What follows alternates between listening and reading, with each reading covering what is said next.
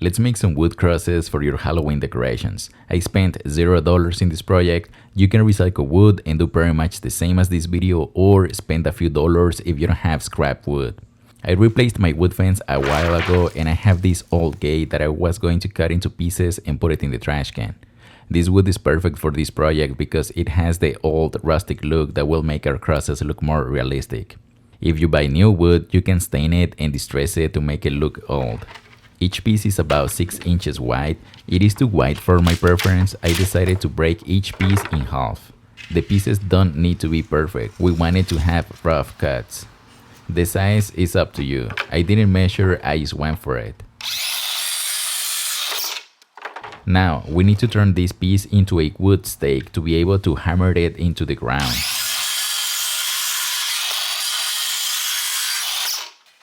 This looks good.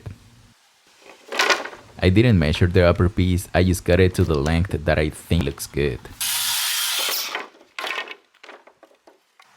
These are drywall screws. You can use 1 or 2 to put the pieces together.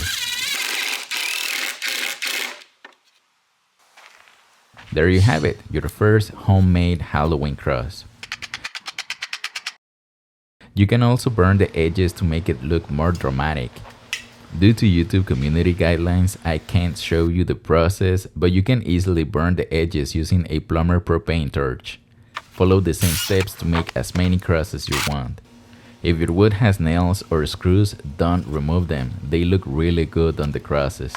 Just make sure to hit them with your hammer so you don't poke yourself. That's it. The last step is to choose the location where you want them. You can keep it simple or be creative and add more stuff to them.